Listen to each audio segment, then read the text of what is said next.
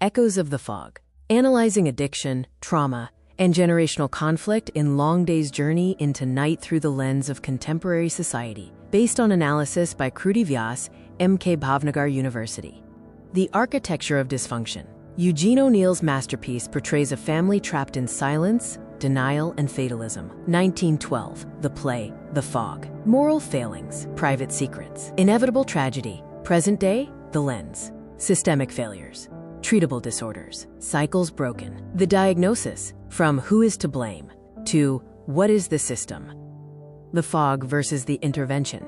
The Tyrone reality, mechanism of erasure. Mary Tyrone loves the fog because it hides you from the world and the world from you. Survival strategy, gaslighting. James Tyrone tells Edmund he is imagining things regarding Mary's relapse. The dynamic, when she is high, they pretend she isn't.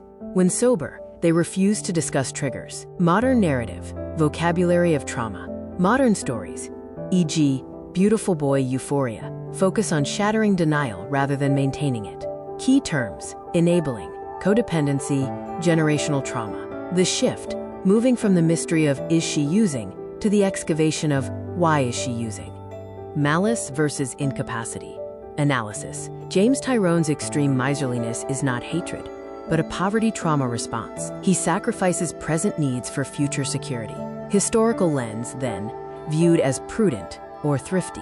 Father knows best mentality. Neglect viewed as private family business. Modern lens now, identified as financial abuse and medical neglect. The difficult childhood is context, not an excuse. Parents are accountable for the family unit's well-being. The children, parentified and infantilized. Jamie and Edmund, parentified, expected to bear the emotional heavy lifting of parents' failures, addiction, stinginess. Infantilized, treated like children denied agency and decision-making power. Private secrets versus public health. The Tyrone dynamic, isolation, trapped in the living room of their history. Fear of judgment creates a closed loop. Abuse cycles endlessly with no external observer. The modern dynamic, community, the intrusion of outside forces, social workers, therapists. Infrastructure, AANA, rehab centers, online forums. The struggle moves from the private spare room to the public sphere. Fatalism versus recovery. O'Neill's determinism. The play ends in darkness. Mary retreats into memories. The past is a trap. We are doomed to repeat our mistakes. Modern agency. Emphasis on neuroplasticity.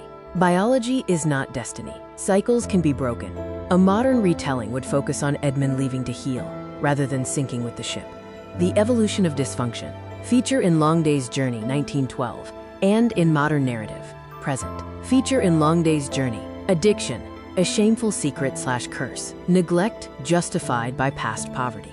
Response, silence and hiding. Outcome, cyclical tragedy. No exit. Feature in modern narrative, present. Addiction, a treatable medical disease. Neglect, trauma/abuse requiring healing. Response, intervention, and community support. Outcome, possibility of recovery, breaking the cycle. Centers of conflict and contradiction. Examining the power dynamics of the Tyrone family through conflict theory. The owners, parents, James and Mary, control the means of production, money/resources. The labor, sons, Jamie and Edmund, dependent, powerless, and competing for resources. Core dynamic, the family is an institution governed by power relationships and inequality. Accumulation versus welfare. James, father, driven by past scarcity, prioritizes hoarding for future security, wants a cheap, second-rate sanatorium. Edmund, son, needs immediate welfare, dying of tuberculosis, sees a stinking old tightwad who values money over life. The cycle of influence. The blame game. James blames Jamie for being a bad influence on Edmund. Jamie argues alcoholism was modeled by James. Since he first opened his eyes, he's seen you drinking. Your remedy was to give him a teaspoonful of whiskey. The myth of home. Mary blames the lack of a real home, dirty hotels and instability for the boy's damage. The timelessness of friction. Economic worldview. James's "I worked hard for it" mirrors the boomer versus Gen Z divide. Meritocracy versus systemic barriers. The opioid crisis. Mary's addiction began with a legal prescription from a cheap hotel doctor, mirroring the modern epidemic of medical mismanagement. Failure to launch. Jamie represents the adult child, resentment toward parental control mixed with financial dependency. From the wound to the surgery, Eugene O'Neill showed us the wound in raw detail. Modern narratives show us the stitches required to close it. Whether in 1912 or today, the central conflict remains the struggle to be understood by the people who made us.